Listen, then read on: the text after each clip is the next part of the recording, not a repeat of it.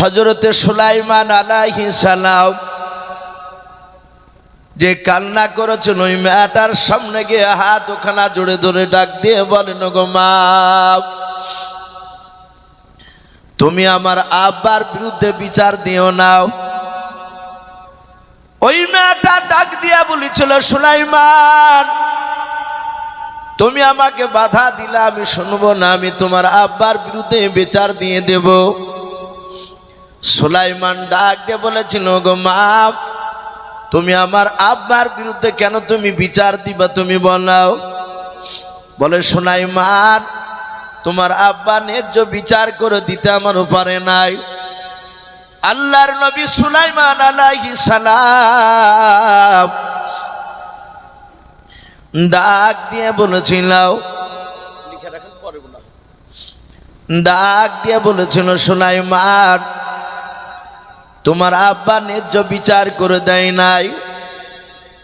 বলে, মা, ন্যায্য বিচার কেন করতে পারে না আমি তো বুঝতে পারি নাই, একটু খুলে বলো, কেন তুমি আবার আব্বার বিরুদ্ধে বিচার দিবা, কেন ন্যায্য বিচার করে দিতে পারলো না? ওদিকে একটু বসলে হয়তো একটা মানুষ। হযরতে সুলাইমান আলাইহিস সালাম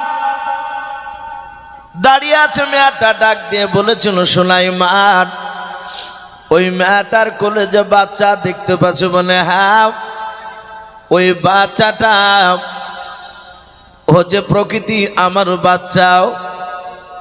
বলে, সুলাইমান, তোমার আব্বা ওই বাচ্চাটা আমার পাওনা করে দেয় নাই, ওই মেয়েটার পাওনা করে দিয়েছে। বলে, মা, তোমার বিচার বুঝতে পারলাম না, কথাটা তুমি খুলে বলাও।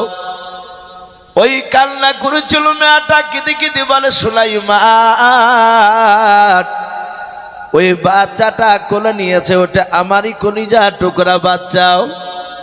আমি কোলে করে নিয়ে, শুনে নাও রে বাবা, আমি রাস্তা দিয়ে হেঁটে হেঁটে চলে যাচ্ছিলাম, গরমের সময় শরীর ক্লান্ত হয়েছিল, আমি মাঠের ভিতর দিয়ে যখন যাচ্ছিলাম রাস্তা দিয়েও শরীর ক্লান্ত, রোদ্রে আমি বেশিক্ষণ হাঁটতে পারছিলাম না।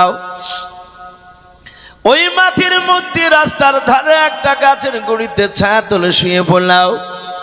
ওরে সুলাইমান, আমি জানি না মেয়েটা কখন এসে আমার পাশে এসে ঘুমিয়েছিল, আমার ঘুম যখন ভেঙে গেল, আমি আমার কলিজার টুকরা ছেলেটা যখন আমি দুই হাত বাড়িয়ে তুলে নিলাম, আর আমার ছেলের পাশে ওই মেয়েটাও শুয়েছিল, মেয়েটার ঘুমটা ভেঙে গেল। আমার ছেলের হাত ওখানা জোর করে ধরতে চাইলো। আমি বললাম, বোন, এই বাচ্চার হাত কেন তুমি ধরতে চাইছো? মেয়েটা ডাক দিয়ে বলেছিল, গো মা, বোন, এই বাচ্চা তোমার না, বাচ্চা আমার বাচ্চাও। ওরে সুলাইমান, আমি দাবি করেছি আমার বাচ্চা, আর ওই মেয়েটাও দাবি করেছে ওর বাচ্চাও। দুজনার ঝামেলা শুরু হয়ে গেল। ওরে সুলাইমান, এতক্ষণ নয়, অনেকক্ষণ ধরে ওই গাছের গুড়িতে ঝামেলা হচ্ছিল। ঝামেলা আমাদের এই বাচ্চা মীমাংসা নিয়ে আসতে পারছিলাম না। ওই মেয়েটা বলেছিল, বোন, চলো সুলাইমানের আব্বা দাউদ নবীর দরবারে যাব, দাউদ নবী বিচার করে দেবে। ওগো সুলাইমান, আমরা তোমার আব্বার কাছে আসলাম, তোমার আব্বাকে ব্যাপারটা খুলে যখন বললাম, ওই মেয়েটা অভিনয় করে কান্না করতেছিল। তোমার আব্বা বুঝতে পারে নাই সুলাইমান, তাই ওই বাচ্চাটা ওই মেয়েটার পাওনা করে দিয়েছে, তার প্রাপ্য করে দিয়েছে, আমাকে দেয় নাই। ওরে সুলাইমান, এই কারণে বলছি, তোমার আব্বার বিরুদ্ধে কিয়ামতের ময়দানে বিচার দেব বলেছে। সুলাইমানের চোখ দিয়ে ঝরঝর করে পানি ঝরেছে। আল্লাহ বলেন, কিয়ামতের ময়দান এমন একটা বাপজি ময়দান, সেই জায়গায় বাপজি কারো অপর অন্যায় করে বিচার করা হবে না। আল্লাহর নবী বলেন, দুনিয়ার বুকের বাবা যারা দুর্বলকে বাপজি শাসন করেছে, কিয়ামতের ময়দানে ওই দুর্বলটা বাপজি সাব্বাল হবে। আর দুনিয়ার বুকে যারা সাব্বাল ছিল, তাদেরকে দুনিয়ার বুক থেকে নাই বাবা কিয়ামতের ময়দানে দুর্বল করা হবে। আল্লাহর নবী বলেন, একটা ছাগল পর্যন্ত দুনিয়াতে দেখা যায় যে ছাগলের শিং দেখতে পাওয়া যায় রে বাবা, আর কিছু ছাগল দেখা যায় তাদের শিং থাকে না। যেই ছাগলটার শিং আছে শিং নাই, ওই ছাগলটাকে যদি বাবা 5 বার যদি ঢিপ মারে মাথা দিয়ে, আল্লাহর নবী বলে কিয়ামতের ময়দান এমন একটা সূক্ষ্ম বিচার হবে সেই দিন কাপ দুনিয়ার বুকে যেই ছাগলটার বাপজি মাথায় শিং গজিয়েছিল না, কিয়ামতের ময়দানে তার দুটো শিং আল্লাহ গজিয়ে দিবে, বের করে দেবেন। দুনিয়ার বুকে যার শিং ছিল কিয়ামতের ময়দানে বাবা তার শিং বাপজি গজাবে না, বের হবে না। আমার আল্লাহ বলবেন ও ছাগল তুমি শুনে নাও, দুনিয়ার বুকে শিং দিয়ে ওই ছাগলটা তোমাকে 5 বার মেরেছিল, ওই ছাগলটার শিং আজকে নাই, আমি তার শিং বের করে দিই নাই। তোমার দুনিয়াতে শিং ছিল না, তুমি দুর্বল ছিল, তোমাকে ভয় করতো না। ওরে ছাগল আমি আজ তোমার মাথায় দুটো শিং গুঁজে দিয়েছি, বের করে দিয়েছি। তুমি যার মাথায় শিং নাই তুমি তাকে 5 বার মেরে তুমি শোধ নিয়ে নাও। আল্লাহ রসুল সুলাইমান আলাইহিস সালাম কিয়ামতের ময়দান বাপি কঠিন হবে, ভয়ঙ্কর, জাহান্নামের আগুন কঠিন ভয়ঙ্কর। এটা নবী সুলাইমান তার আব্বার মুখে বাবা শুনেছিলেন। তাই সুলাইমান দুটোর বাবা হাত ওখানা জুড়ে ধরে ডাক দিয়ে বলেছিল, ওগো আমার মা, আমার আব্বার বিরুদ্ধে বিচার দিবা নাও। আমি যদি তোমাদের দুজনকে নিয়ে গিয়ে আমার আব্বাকে গিয়ে যদি বলি আব্বা বিচারটা তুমি পুনরায় করে দাও, ওগো মা বলো তোমরা মেনে নেবে কে নাও? যে মেয়েটা বাচ্চা নিয়ে হাসতেছিল ওই মেয়েটা ডাক দিয়ে বলো সুলাইমান তোমার আব্বার কাছে আবার নিয়ে যাবো? বলে হ্যাঁ। বলে 1 বার কেন 10 বার নিয়ে গেলে আমি মানতে রাজি, কারণ ও জানে নবীরা জবান দিয়ে যেটি 1 বার বের করে দেয় গোটা পৃথিবীর মানুষ যদি বাবা একদিকে হয়ে যায়, নবীদের কথা ভাবনি উল্টাবে না। ও মনে মনে ভাবলে আমি 2 বার 3 বার গেল আমাকে বাচ্চাটা পাওনা করে দেবে।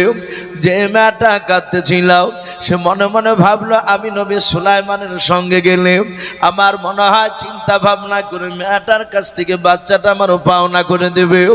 দুজুলাই বলল সুলাইমান আমরা রাজি আছি। আল্লাহর নবী সুলাইমান আলাইহিস সালাম 4 থেকে বাবা 4.5 বছরের বাচ্চা সুলাইমান মেয়ে দুটোর হাত ওখানা ধরে টেনে টেনে টেনে টেনে বাবা দাউদ নবী আলাইহিস সালামের দরবারের দিকে নিয়ে যাচ্ছে। হযরত দাউদ নবী আলাইহিস সালাম রাজ দরবার থেকে সিংহাসন থেকে বসে রে বাবা তাকে দেখে যে মেয়ে দুটোর আমি বিচার করে দিলাম, ওই মেয়ে দুটোকে আমার ছোট ছেলে সুলাইমান হাত ধরে টেনে নিয়ে আসছি। আমি জানি না আমার ছেলে কেন ঘুরে নিয়ে আসে। হযরত সুলাইমান তিনি মনে মনে চিন্তা করলেন, মাওলা আমি আমার আব্বার কাছে গিয়ে যদি বলি আব্বা আপনি মেয়ে দুটোর বিচার করেছেন, ভুল করে দিয়েছেন, এই কথা যদি বলি তাহলে আমার আব্বার সম্মানের হানি হবে না। নাও আমি আব্বাকে ডাইরেক্ট অমন কথা বলবো না। তাই হযরত সুলাইমান আলাইহিস সালাম দাউদ নবী আলাইহিস সালামের রাজ দরবারে যাওয়ার পর হাত দুখানা জোর করে সুলাইমান ডাক দিয়ে বলেছিল, আব্বা ও আব্বা আপনি মেয়ে দুটোর বিচার করে দিয়েছেন? বলে হ্যাঁ বাবা। সুলাইমান বলে আব্বা আপনার বিচারটা আপনি উদ্র করে নেন, আপনি ফিরিয়ে নেন। বলে কেন বাবা?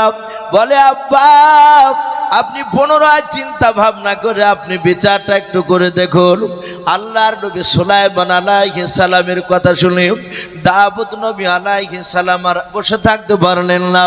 উনি সিংহাসন থেকে বাবা দাঁড়িয়ে গেলেন, মনে মনে চিন্তা করলেন, আল্লাহ আমি দ্বিতীয়বার বিচার করলে অন্য কোনো রাস্তা তো বের করতে পারি নাই। আমার মনে হয় সুলাইমান যখন মেয়ে দুটোকে ফিরিয়ে নিয়ে এসেছে, আমার ধারণা আমার সুলাইমান এই মেয়েটার বিচার নিশ্চয় করে দিতে পারবেন।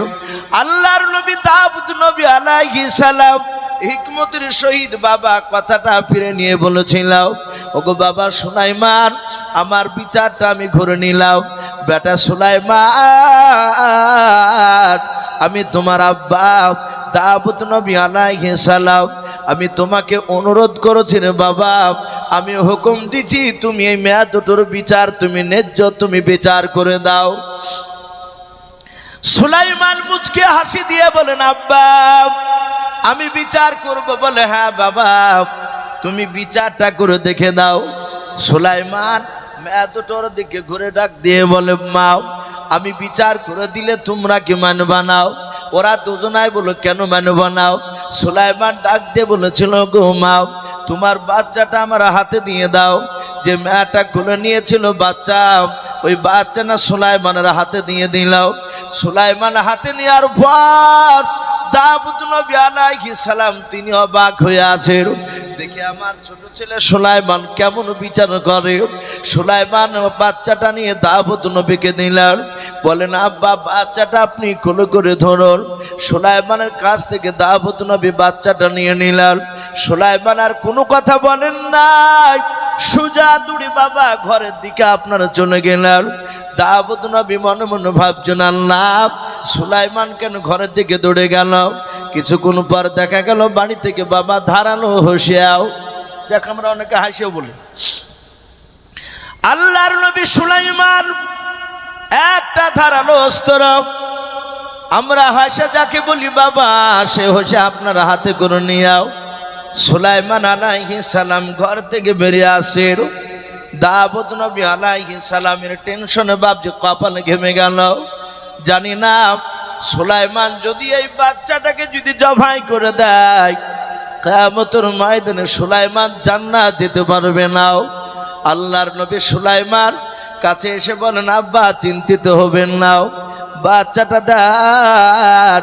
সুলাইমান বাচ্চাটা গুলো নেওয়ার পর মাটিতে মাটি শুয়ে দিয়াও। সুলাইমান মেয়ে দুটোর দিকে লক্ষ্য করে একটা মেয়েকে বলেছিল, যে মেয়েটা কান্না করেছিল সেই মেয়েটার দিকে প্রথমে নাই, প্রথম যেই মেয়েটা হাসতে হাসতে যাচ্ছিল বাচ্চা নিয়েও, ওই বাচ্চাটার দিকে সুলাইমান ডাক দিয়ে বলেন, গো মা এই বাচ্চাটা যদি তোমাকে দিয়ে দিই তাহলে মেয়েটার কোলটা খালি হয়ে যাবে। ওগো মা এই মেয়েটাকে যদি আবার দিয়ে দিই তোমার কোল খালি হয়ে যাবে। ওগো মা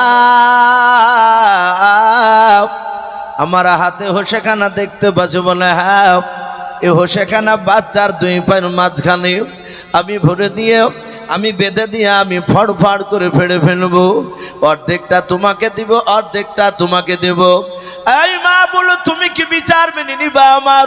যেই মেয়েটা প্রথমে বাচ্চা নিয়ে হাসতে হাসতে যাচ্ছিল, মেয়েটাও হাসি দিয়ে বলেছিল, বাবা সুলাইমান তুমি আধা আধি করে দিলে আমি তোমার বিচার মেনে নেব। সুলাইমান যে মেয়েটা কান্না করতে করতে যাচ্ছিল, বাপের বিরুদ্ধে বিচার দেবে বলেছিল, ওই মেয়েটার দিকে লক্ষ্য করে সুলাইমান ডাক দিয়ে বলেছিলেন, ওগো মা এই বাচ্চাটা আমি অর্ধেকটা তোমাকে দিয়ে দেব, বলো তুমি মেনে নিবা কেন? বিচার তুমি বলো। সুলাইমানের পা দুখানা জুড়ে ধরে ডাক দিয়ে বলেছিল, বাবা সুলাইমান আমি তোমার আব্বার বিরুদ্ধে কিয়ামতের ময়দানে বিচার দেব না। ওরে সুলাইমান আমি তোমার বিরুদ্ধে বিচার দেব না।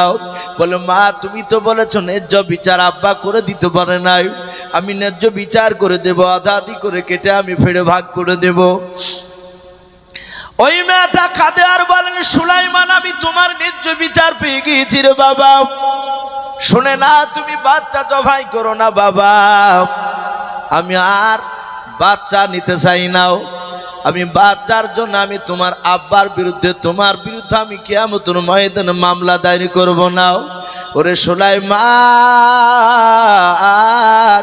বাবা আমি তোমার পা দুখানা ধরে বলি, বাবা পুরা বাচ্চাটা জবাই না করে মেয়েটাকে দিয়ে দাও, তোমার আব্বা দিয়েছিল তুমি দিয়ে দাও, আর কোনো বাধা থাকবে না, আর বিচার থাকবে না। সুলাইমান আলাইহিস সালাম ডাক দিয়ে বলেছিল, মা ওই মেয়েটা অর্ধেকটা নিতে চেয়েছে, তুমি কেন নেবা নাও?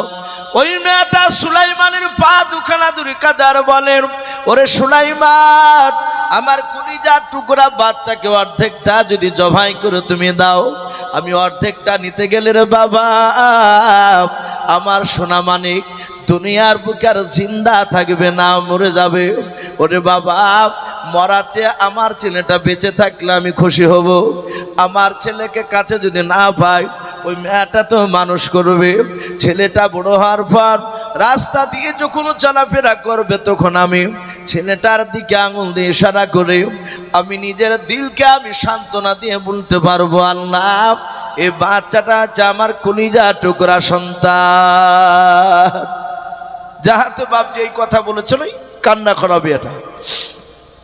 সুলাইমান হোসেখানা টান দিয়ে ফেলে দিলে, বাচ্চাটাকে হাত দিয়ে তুলে যেই মেয়েটা জবাই করতে বারণ করলো তার কোলে দিয়ে তাবুত নবীকে বলছেন, আব্বা এই মেয়েটারই হচ্ছে প্রকৃতি বাচ্চা। দাউদ নবী আলাইহিস সালাম তিনি আশ্চর্য হয়ে গেলেন, এতটুক বাচ্চা বলে সুলাইমান এ তুমি বুঝলে কেমন করে? সুলাইমান বলে, মা ওগো আব্বা, এ প্রথম যে মেয়েটা অর্ধেকটা নিতে চেয়েছিল জবাই করিত করা বাচ্চা, সে জানে যে বাচ্চা আমার না, ই বাঁচলি কি আর মরলি কি, আর ও জানে যে বাচ্চা আমার, অর্ধেকটা নিতে গেলে আর পৃথিবীর বুকে ছেলে জিন্দা পাওয়া যাবে না। বাপজি এ ছিল সুলাইমান আলাইহিস সালামের জ্ঞান ছোট্টবেলা থেকে। নবী সুলাইমান তার আব্বা দাউদ নবীর দুইটি বিচারকে বাপজি ভুল প্রমাণ করে দিয়েছিল। আপনারা অনেক জায়গায় শুনেছেন বাপজি, আমি একটা ওয়াজের মধ্যে বলেছিলাম দাব্বাতুল আরদ, একটা জানোয়ার আপনার মারুয়া পাহাড় থেকে বাপজি ফেটে বেরিয়ে আসবে।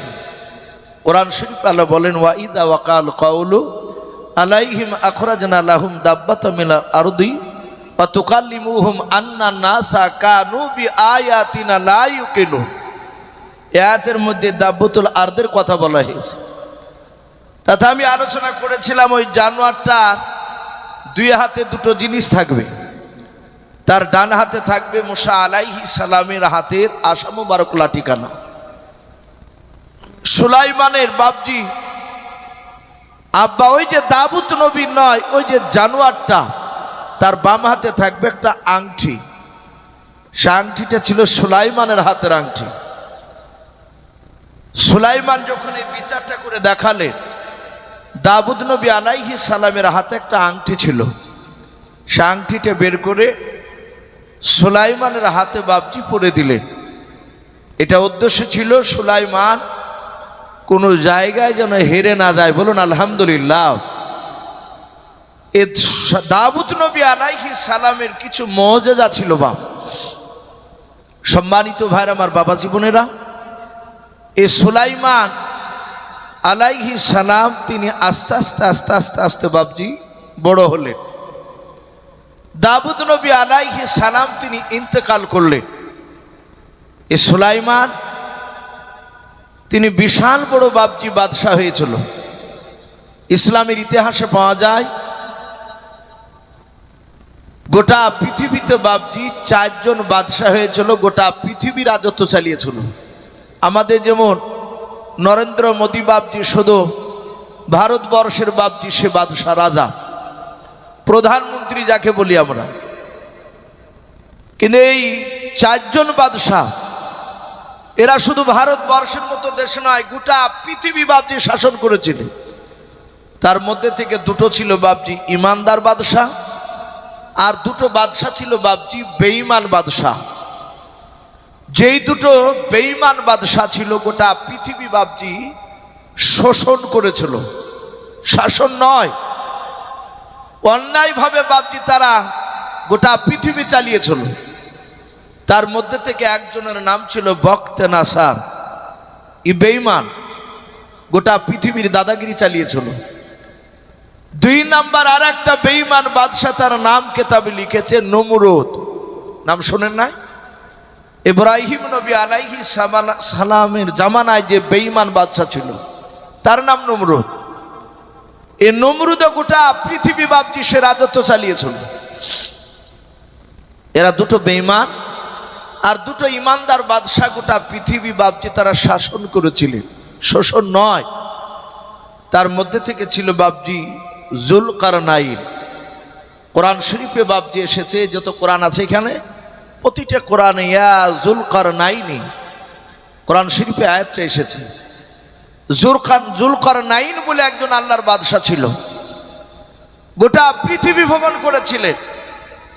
ইয়াজুজ মাজুজ নাম শুনেছেন বাপ? ইয়াজুজ মাজুজ কিয়ামতের আগে তারা বেরিয়ে আসবে।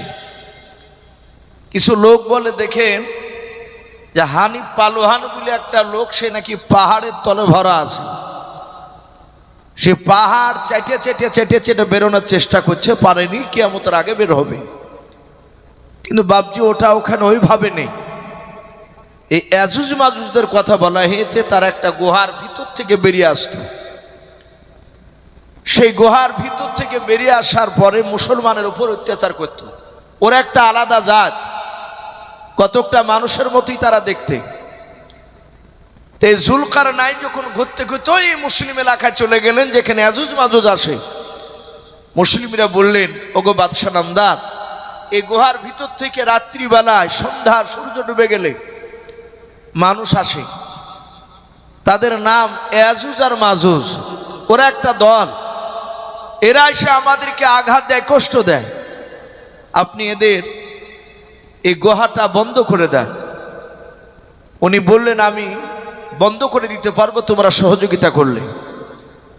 এই জুলকারনাইন তিনি সীসা গলে ওই মুখখানা গর্তটা বাপজি বন্ধ করে দিয়েছে, এখনো বন্ধ আছে। ওরা বেরিয়ে আসার জন্য বাপজি তারা ওই পাথরকে কাটে, কাটতে কাটতে কাটতে কাটতে তফসিরে লিখেছে এতটাই পাতলা করে কাছাকাছি করে ফেলে যে বাহিরকার সূর্যের ছটা ওদের দেওয়াল ভেদ করে ভিতরে চলে যায়, মানে আনার ছটা বুঝতে পারে। তখন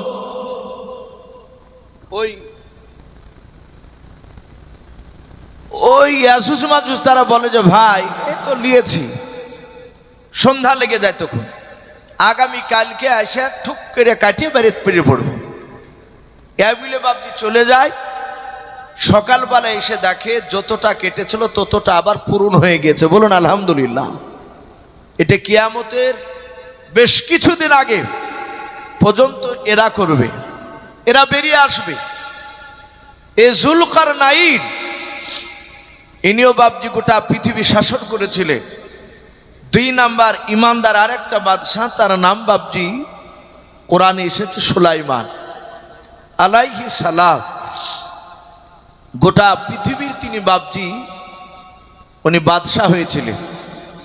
তো কেতাবে লিখেছে নবী সুলাইমান আলাইহিস সালাম উনি এত বড় বাদশাহ হলেন বাপজি, আল্লাহ রাব্বুল আলামিন বলেন, আমি পৃথিবীতে 2টো নবীকে সারা পৃথিবীর মাখলুকাতের ভাষা বুঝার তৌফিক দিয়েছিলাম। বলুন সুবহানাল্লাহ।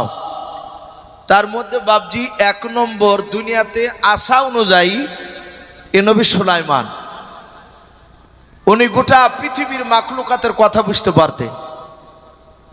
এমনকি বাপজি আল্লাহ এটা বলে যে আমি সুলাইমানকে আমার বাতাস আমি তাবে করে দিয়েছিলাম, নবী সুলাইমানকে আমার জিন আমি তার তাবে করে দিয়েছিলাম। এক কথায় পৃথিবীর অনেক মাখলুকাত সুলাইমানের আমি তাবেদারি করার জন্য পাঠিয়েছিলাম তাদেরকে। ওনার কথা শুনতেন সুলাইমান নবী। দ্বিতীয় আরেকটা নবী সারা পৃথিবীর মাখলুকাতের কথা বুঝতে পারতেন, তিনি ছিলেন আপনার আমার নবী জনাবে মোহাম্মদ রাসূলুল্লাহ সাল্লাল্লাহু আলাইহি ওয়াসাল্লাম। আল্লাহ রসুল পেটে পাথর বেঁধে নবী রাস্তা দিয়ে হাঁটছে। একজন সাহাবা বলেন, আমি রসুলের সাথে ছিলাম, পাহাড়ের পাহাড় দিয়ে যাচ্ছিলেন, হঠাৎ পাথর ওই পাহাড় নবীকে সালাম দিলেন। বলুন সুবহানাল্লাহ।